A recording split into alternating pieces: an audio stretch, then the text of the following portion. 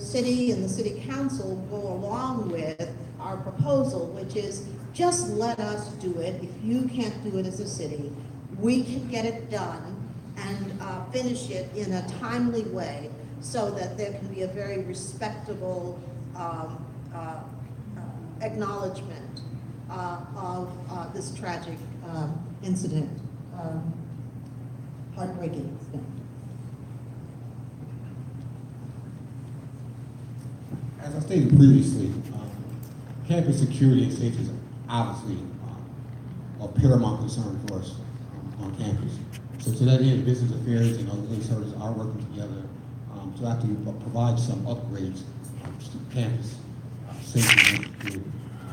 Those upgrades include, we are actually in the process of upgrading all the lighting, both inside and outside of our buildings. That's underway. We should actually finish that probably mid-fall timeframe. We're also going to be updating the emergency blue phones that you see across campus. So they'll get new hardware and new cellular insides, if you will, software pieces to the phones. We're also going to be developing a security app that will allow emergency responders to know exactly what your location is, should there be a need for you to contact someone in an emergency. And then additionally, we actually will be installing surveillance cameras and access control units across campus as well.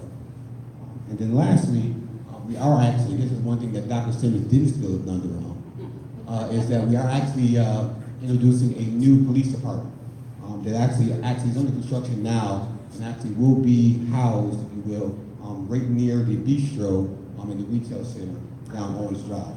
So the expected completion time for that is probably mid-spring 2019. All right, and then lastly, so one of the things Dr. Bradford wanted me to do was say, first of all, say thank you to all of you for your support and allowing us to serve you. And then the second thing is to put forth a challenge. He said, hey, right now currently we have an endowment of around $75 million. He wants to grow that to $1 billion. He wants us to be the first HBCU to reach that plateau. So obviously that's going to take a lot of collective work. Right?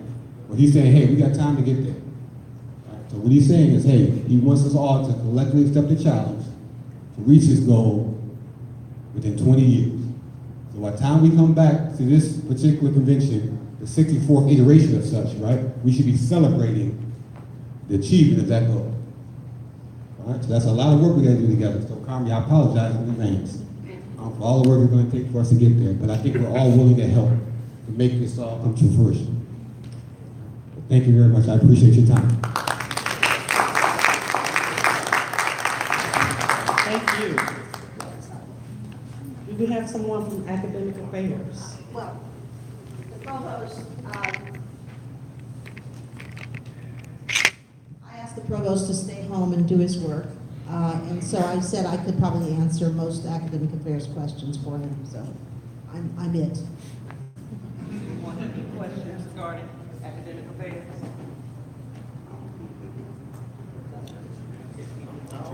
Office of Alumni Affairs. Here we go.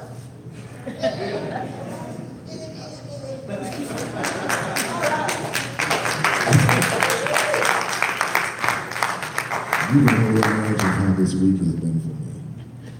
One, it has been a very powerful moment to return to the Hill. I got 5 minutes, isn't that good? Well, as I was saying, it's been a very proud moment for me to return to the Hill. I'm gonna step out because that computer is still there. For those of you who know me, you know my passion for this university. You know I'm an advocate for change when it comes to our university, a positive change. And I was so blessed that Ruth has chosen me to take on this role. What I promise to you constantly is that you will get the honest truth. You will get transparency when it comes to the work that we do. And I don't take complacency lightly. For those that wish to work in our department, complacency is not an option. There's a lot of work to be done in my now 5 days of being here. I have definitely seen that there are things that need to be done as well as corrected, but I know for sure that the Alumni Association and alumni in this country and that are associated with Prairie View can and will play a big part in the success of this university. So I just want you to always remember that you have a place on the Hill. In different past situations, people have felt that they don't have a say or a place to comment on what we do on the Hill. I am your representative. And just like Mr. McGowan said, I spoke to Billy about this issue. I get a lot of people who speak to me about issues, and that's fine. The question is, can we make sure we get them resolved and that we remove systematic problems within the university? Ruth, when we were talking early on, she told me, she said, Billy, your key right now is engagement. We need to find all of our alums, no matter if they're in the Alumni Association or not, to find each of them, where they are, what they're doing, what they're involved in. Are they in philanthropic activities themselves? We need to know who they are.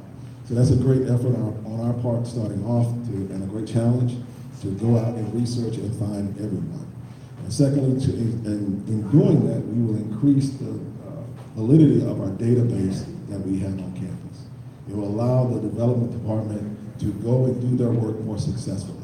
That is a great challenge, and definitely something we're looking forward to doing. With all that being said, we are looking forward to getting out, taking the university to our alums versus always looking for our alums to the university. We are bringing it to you. We've been talking with our LA chapter people about events for them. This mic just keeps cutting off.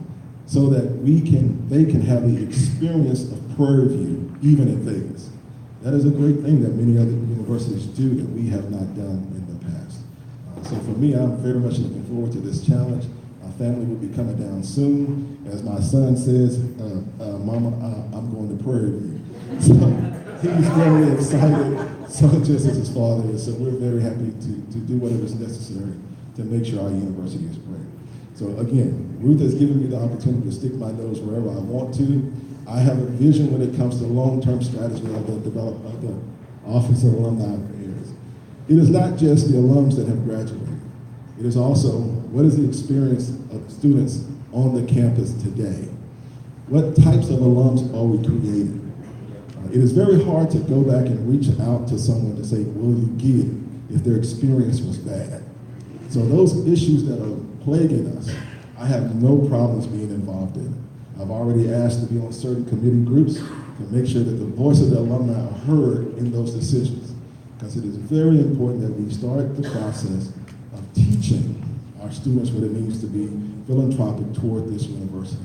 And they have a reason as they leave to go back and say, I had a great experience, I still love this university, and I'm willing to give back.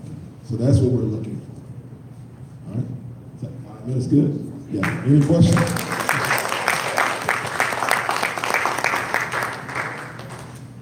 Oh, but let me answer Keela's question. She was asking about the young alums. Even before I started, I've already begun to create a committee of younger alums that will converse with me about what is important to them, so that as a department, we know what outreach and engagement opportunities work best to keep them in contact and connected with the university. So Keela's question, I hope, has been answered. And that is something that I'm looking very forward to doing, so that we can always keep that group in mind.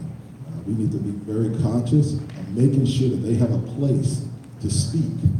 Because unfortunately, so many of our young alums feel that we will not allow them to be heard. And that's unfortunate. In the Dallas chapter, under my leadership, I mandated that every young person that comes to the chapter, they must speak. They cannot sit silently and believe that their voices don't matter. Mr. Terrence, I chased him for 2 years at my church to get him involved in our chapter. We, as an association, the Alumni Association, you must open your doors to the younger alums. You cannot leave them blocked and believe that they will all of a sudden want to be a part of this group. So I need your help in making sure that you provide a platform for them to be involved, to give of their time and their treasures in the future. Make space for them so that they too can be like you and love this university as well. All right? Any questions? I must have done well. I'm sorry, Terrence just raised his hand. Well, my voice will probably carry, so you probably get mad if I didn't ask this question. So I'm assuming with, your new position, you'll be working hand in hand with development on strategies of teaching us maybe how to give and strategies of which the importance of giving. Absolutely. So the Office of Development and the Office of Alumni Affairs works hand in hand. We are tasked with the engagement portion, but the part of teaching has to be a part that comes directly from development because that's their expertise. But we will be the vehicle also being used to give that information to our alumni base and so forth, as well as our current students and incoming students. So if there's time, I'll just give a plug for Billy. It's important to know the prominence of Billy's position. Universities are pretty big, sometimes cumbersome, and certainly bureaucratic places.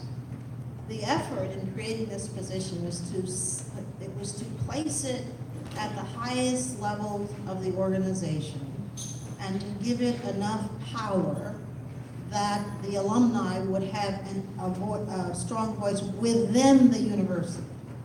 And so, as I said, he is among the vice presidents and deans on the executive committee of the university, which means whenever a policy is discussed, whenever a major change is discussed, when we talk about what buildings we're going to build, whatever it is we do at that level, he's in the mix. And so that's very important. I'm so happy to have this change and to have his voice as a part of that. Thank you.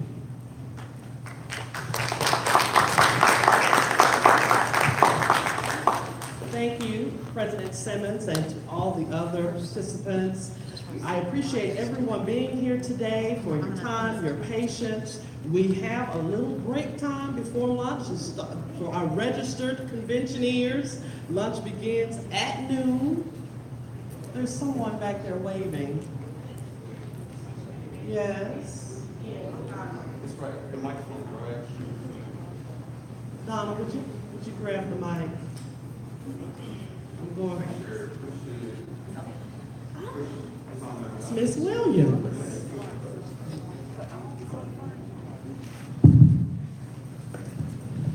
Good morning. Ann Williams, the Dallas chapter. I just wanted to commend our president and to let you know that I know you've made a lot of changes, and thank you so much. But just wanted, in favor of Billy, I wanted you to know that that's one of the most positive things in knowing him.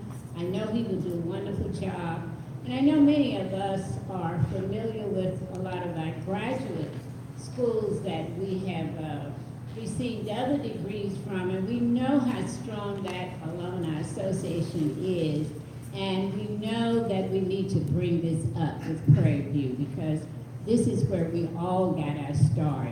And of course, just looking at the statistics of how many people have come from Prairie View and looking at the number of people that are here today, and I think that with Billy's position and working with the undergrads that are there now, we're going to see that increase. So I want to commend you, and I know that that's one of the best positions I think that you could commend. Thank you. Thank you. At this time, we are adjourned. We will see all of our registered conventioneers at the luncheon at 12 noon. Thank you.